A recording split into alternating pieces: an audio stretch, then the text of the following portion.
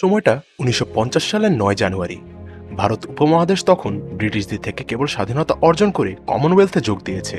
ওই বছরই কমনওয়েলথ রাষ্ট্রগুলোর ভিতরে একটি অধিবেশন বসে, যা তৎকালীন সিলন বা বর্তমানে শ্রীলঙ্কার সিনেট ভবনে হয়েছিল। অস্ট্রেলিয়ার তৎকালীন পররাষ্ট্রমন্ত্রী স্যার পার্সি স্পেন্ডার ওই দিন সম্পর্কে বলেন, সিলনের কড়া রোদে ঝকঝক করা সাদা সিনেট ভবনের সামনে দিয়ে হেঁটে যাওয়া মানুষগুলো কিংবা দক্ষিণ এশিয়ার কোনো মানুষই কল্পনা করেনি এই ভবনের ভিতরেই এমন কিছু সূচনা হতে চলেছে, যার ফলে তাদের জীবনযাত্রার এক আমূল পরিবর্তন ঘটতে যাচ্ছে।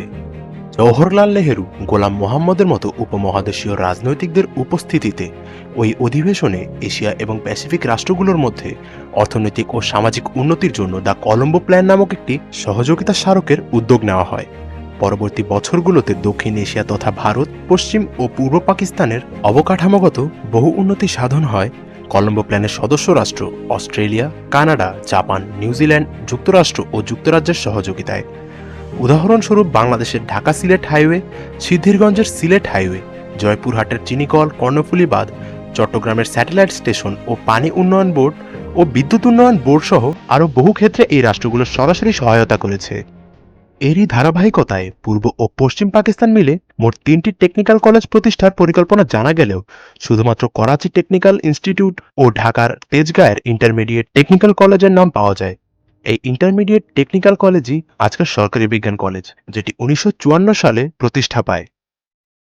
তবে সবিকের সোনালী সময়ের শেষ চিহ্ন পাওয়া যায় ১১ জুলাই ১৯৯৮ সালে নিউ ইয়র্কের অ্যাস্টেরিওতে হওয়া প্রথম এবং এখন পর্যন্ত শেষ পুনর্মিলনীতে।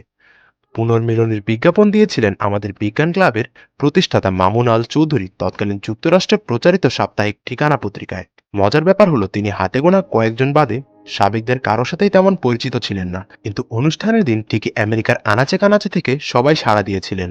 তবু তাদের মধ্যে উপস্থিত কিছু উজ্জ্বল সবিকদের খোঁজ পাওয়া যায়, যার মধ্যে একজন হলেন A K M. Fazle Hossain, Texas technological ইউনিভার্সিটির মেকানিক্যাল ইঞ্জিনিয়ারিংয়ের বর্তমানী অধ্যাপক, ইতিহাসের ৩জন ব্যক্তিত্বের একজন, যিনি ফ্লুইড ডায়নামিক্সের ৪টি শীর্ষ সম্মাননা এএসএমই মেকানিক্যাল, এএসএমই ফ্লুইড ডায়নামিক্স, এআইএএ এবং এপিএস অ্যাওয়ার্ড একসাথে পেয়েছেন। সম্প্রতি ২০২০ সালে করোনা ভাইরাস সংক্রমণের মডেল তৈরি করেন তিনি, যার ফলে তিনি বিশ্ব মিডিয়ার আলোচনায় এসেছিলেন। আরেকজন সফল সবিক হলেন নাসার অ্যারোস্পেস ইঞ্জিনিয়ার ডক্টর খায়রুল জামান। ডক্টর জামান পরিচিতি পেয়েছিলেন মূলত তার ৩৭টি গবেষণাপত্রের কারণে। এই গবেষণাগুলো নাসা তাদের কোয়াইট এয়ারক্রাফট টেকনোলজিতে কাজে লাগিয়ে থাকে। আমাদের এই সম্মানিত সবিকও নাসার এক্সেপশনাল সায়েন্টিস্ট অ্যাচিভমেন্ট এবং ক্লিন রিসার্চ সেন্টার অ্যাওয়ার্ড সহ বহু পুরস্কারে ভূষিত হয়েছেন। সুবর্ণ সেই দিনের অনেকেই পৃথিবীর আনাচে কানাচে ছড়িয়ে আছেন। কারো খোঁজ আমরা পেয়েছি, কারো পাইনি। তবে এটুকু জোর দিয়ে আমরা বলতে পারি, সরকারি বিজ্ঞান কলেজের ইতিহাস গৌরবোজ্জ্বল। কালের গর্ভে হারিয়ে যাওয়া সেই দিনগুলোর চুম্বক অংশই আমরা কেবল তুলে ধরতে পেরেছি।